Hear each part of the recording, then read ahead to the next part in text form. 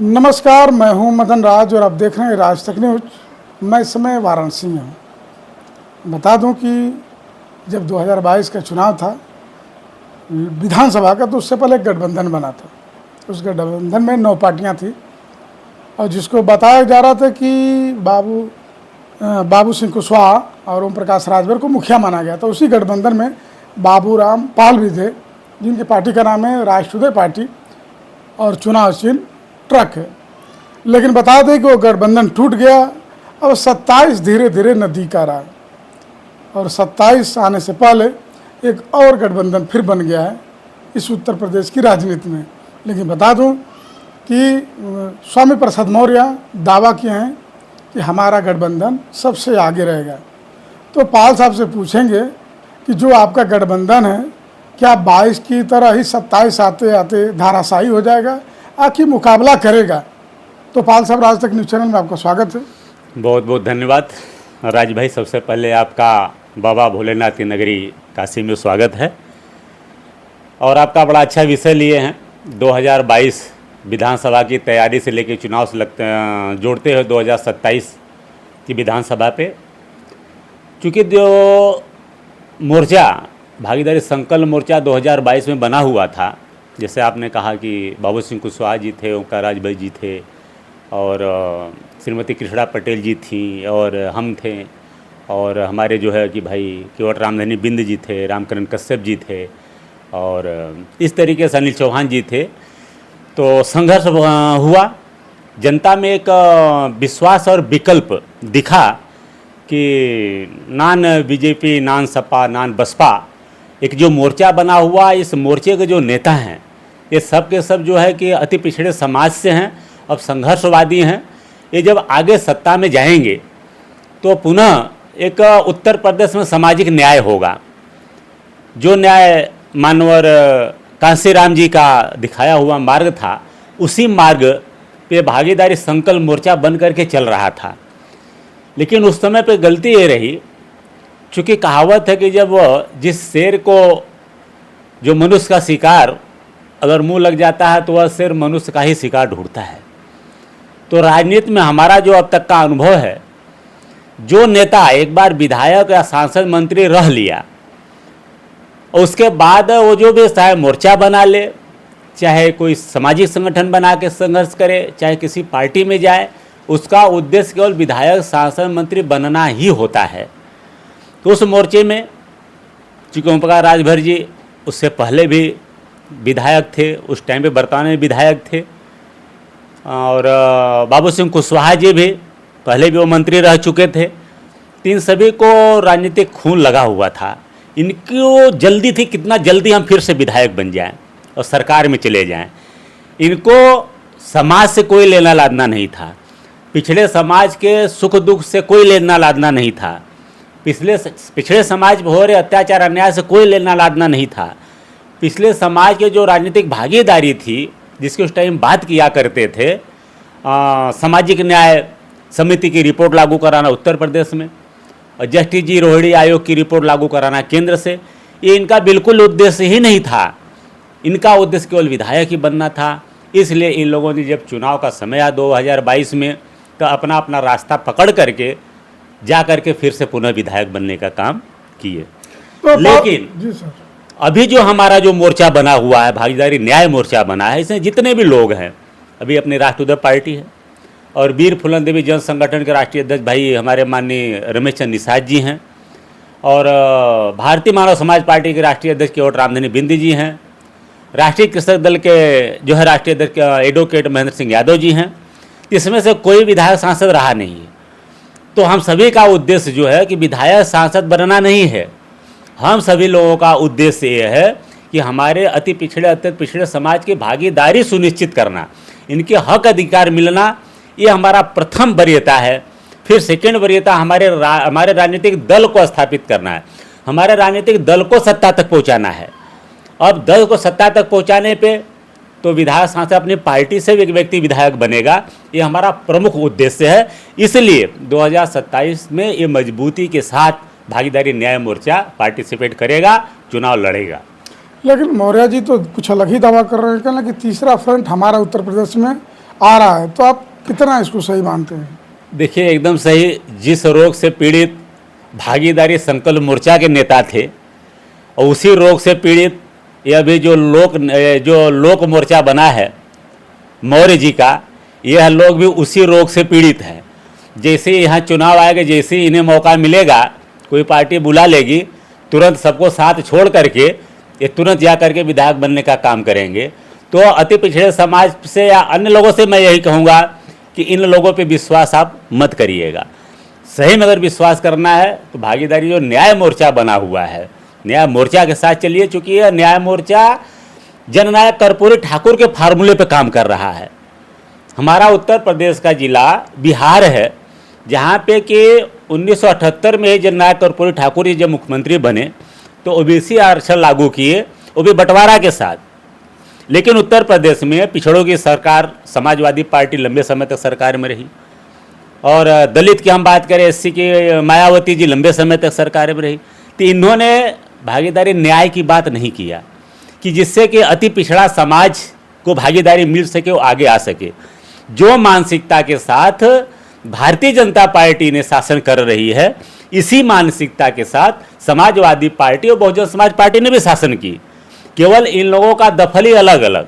जैसे आज भारतीय जनता पार्टी धर्म की दफली बजा करके वोट और सपोर्ट लेकर के सत्ता में शोषण कर रही है, यही काम सपा और बसपा ने भी 85 की दफली बजा करके हम अति पिछड़ों का साथ सपोर्ट ले करके सत्ता में गई, और इन लोगों ने भी अति पिछड़ों के साथ वही किया जो आज भारतीय जनता पार्टी कर रही है। इसलिए अब अति पिछड़ा समाज सावधान हो चुका है, वो अपने हक की लड़ाई स्वतः लड़ रहा है। इसीलिए हम लोगों ने भागीदारी न्याय मोर्चा बना करके संघर्ष कर रहे हैं, और हम मजबूती के साथ लड़ेंगे। हमारे विधायक बनने के लिए कोई इधर उधर भागने वाले लोग नहीं हैं। पाल साहब बोले समाजवादी पार्टी का नाम तो पीडीए का नारा लेके चल रहे हैं, तो क्या पीडीए का फार्मूला गलत है? देखिए, पीडीए का फार्मूला, सबका अपना अपना तर्क, अपना अपना नज़रिया है।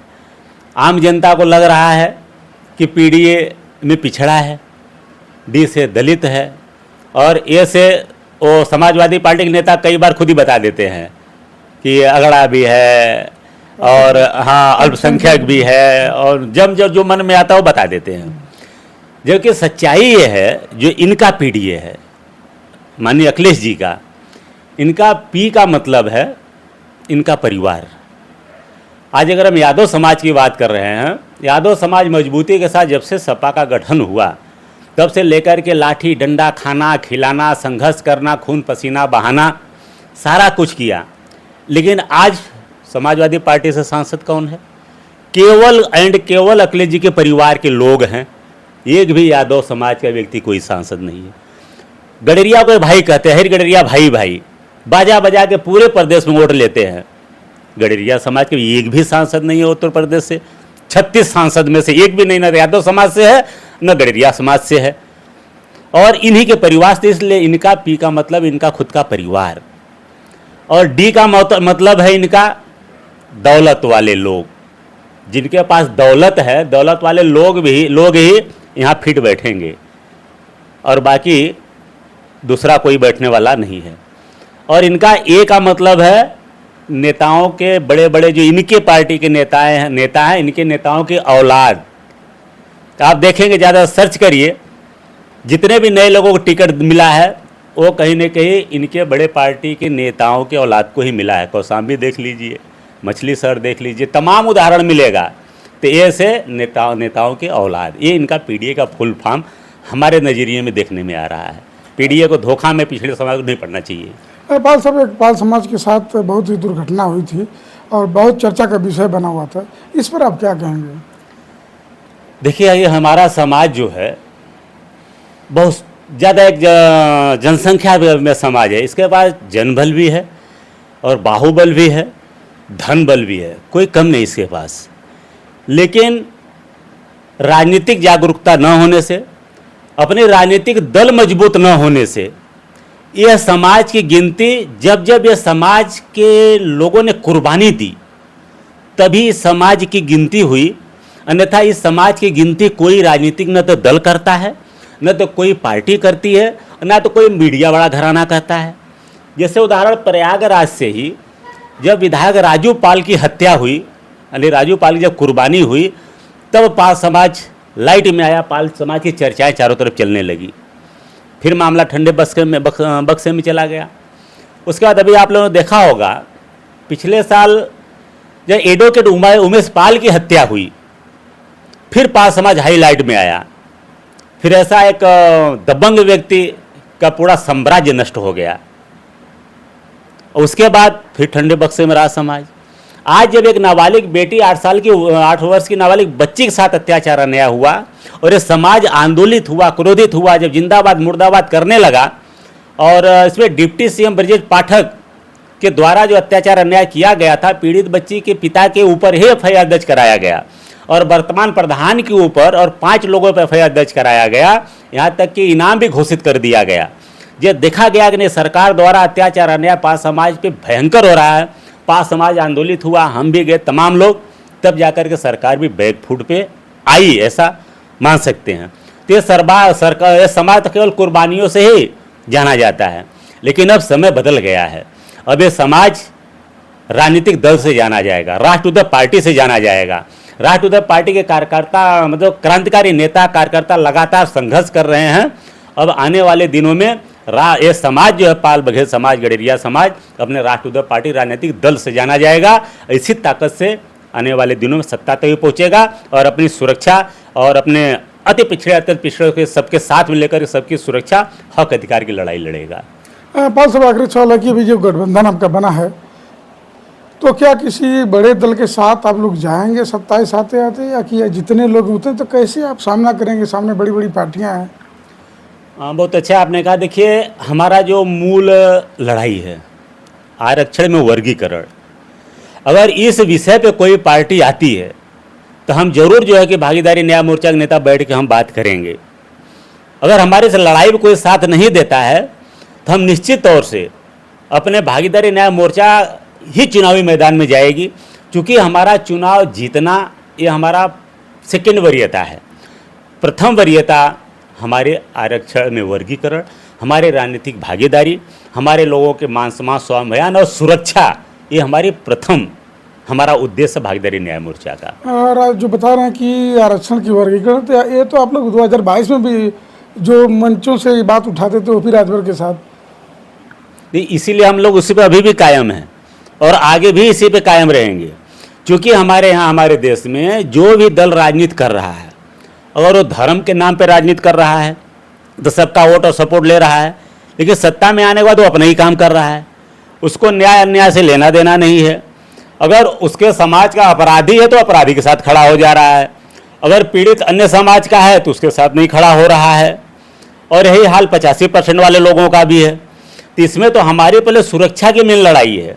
और हम अगर 2022 में अगर हम वर्गीकरण की बात कर रहे हैं तो हम 2027 में वर्गीकरण की बात कर रहे हैं। जब तक वर्गीकरण नहीं होगा तब तक इस बात को हम लोग करते रहेंगे, इस लड़ाई को लड़ते रहेंगे। तो ये बात तो भी राजभर भी बोल रहे हैं कि वर्गीकरण होना चाहिए, उस पर क्या कहेंगे आप? देखिए, हमने पहले ही बता दिया कि उनको खून लग चुका था। उनका उद्देश्य वर्गीकरण सेकेंड याद नहीं था। उनका उद्देश्य किसी तरह विधायक बन जाए, बेटा विधायक सांसद बन जाए, उनका यह मेन उद्देश्य था। और इस तरीके से जितने भी लोग आ रहे हैं, अभी भी जो लोग मोर्चा बना ये लोग है, इनका भी उद्देश्य केवल कैसे विधायक फिर से बन जाए, सत्ता में चले जाए, बस इनका उद्देश्य यही है। बाकी इनको समाज से कोई लेना लादना नहीं है, अति पिछड़े अत्यंत पिछड़े समाज से कोई लेना लादना नहीं है। इनका मेन उद्देश्य यही है, वो अपने उद्देश्य पे काम कर रहे हैं। ये जनता को समझना पड़ेगा कि इनका बहिष्कार करना चाहिए, साथ देना चाहिए। अगर जनता को अपनी हक अधिकार की चाहिए, अपनी भागीदारी चाहिए, तो स्वयं संगठित होकर के लड़ना पड़ेगा, आगे आना पड़ेगा। इन बहुरूपियों के चक्कर में नहीं पड़ना होगा। आप चुनाव लड़ेंगे 27 में? नहीं, हमने तो देखिए जब पार्टी बनाया, चूँकि हम एक ऐसे समाज से आते हैं कि अब 75 साल हो गया देश को संविधान लागू हो करके, संविधान का भी कुछ बहुत बड़ा लाभ इस समाज को नहीं मिल पाया है। राजनीतिक दृष्टि से देखा जाए तो हमारे समाज के एक महापुरुष ने एक पार्टी बनाए थे, तो एक सपा जो है भाजपा का एक कांग्रेस का टिकट लेकर के चले गए और पार्टी खत्म हो गई। तो तमाम बातें आती है लोगों से कि जो भी पार्टी बनाता है उनका उद्देश्य किसी तरह विधायक सांसद बनना, समाज का नहीं देखना। तो हमने जब पार्टी बनाया सबसे पहले मुंबई के मंच पे सामाजिक मंच पाल सेवा संघ का था, तो उसमें हमने सबसे पहले कहा भाई हमारा उद्देश्य पार्टी बना के पार्टी को सत्ता में पहुंचाना है, ये प्रथम उद्देश्य है। सेकेंड उद्देश्य हमारा विधायक सांसद बनना है। तो सबसे पहले अपने पार्टी से हम विधायक सांसद बना लूँगा, उसके बाद हमें जो बनना होगा वह बनूंगा। तो यह चुनाव भी हमारा वही उद्देश्य है कि सबसे पहले हम अपने पार्टी से विधायक सांसद बनाना, ये हमारा मेन उद्देश्य है। अगर जब मौका मिला तो कौन सा सीट चुनेंगे? नहीं देखिए, मौका मिला तो अभी उस पर हम सोच ही नहीं रहे हैं, अभी वो समय की बात है। मैंने शुरू से भी ये नहीं कहा कि हम नहीं लड़ेंगे, नहीं बनेंगे। हमारा शुरू से उद्देश्य रहा है कि हम पहले पार्टी से बनाएंगे फिर हम बनेंगे। तो समय आएगा, समय के साथ फिर वो तय होगा। अगर पार्टी कहेगी, समाज कहेगा, जिस तरीके से तो निर्णय ले लिया जाएगा। लेकिन हमारा उद्देश्य अभी भी है कि हमारा दल को हमें सत्ता में पहुँचाना है, ये हमारा मुख्य उद्देश्य है। चलो, चैनल को समय दे, बहुत बहुत धन्यवाद। बहुत बहुत धन्यवाद राज भाई, हमारी शुभकामनाएं आपके हैं बाबा भोलेनाथ की धरती पे। तो बता दूं आपसे कि बाबूराम पाल साहब हैं, राष्ट्रीय पार्टी के राष्ट्रीय अध्यक्ष हैं। 22 में गठबंधन में थे, लेकिन चुनाव नदी आते आते बिखर गए लोग। फिर से नई गठबंधन बना है, जो नए कुछ लोग जुड़े हैं। अब यह देखना है कि 27 आते आते पाल साहब रुकते हैं कि कोई और धोखा देता है, ये तो आने वाला वक्त बताएगा। लेकिन एक बात करें कि अभी चुनाव लड़ना हमारा मकसद नहीं है। बहुत सारे नेता कहते हैं, लेकिन मौका मिलेगा तो कोई छोड़ता नहीं है। अभी पाल साहब को देखना है कि क्या 27 में मौका मिलेगा तो किसी कार्यकर्ता को देंगे, आकि स्वयं चुनाव लड़ेंगे, ये तो 27 में पता चलेगा। लेकिन उससे पहले पंचायती चुनाव है, उसी में सेमीफाइनल हो जाएगा और पता चल जाएगा कौन कितने पानी में है। बाकी आपकी क्या राय है कमेंट बॉक्स में जरूर लिखिए। अन्य खबरों के लिए राज तक न्यूज़ चैनल देखते रहिए।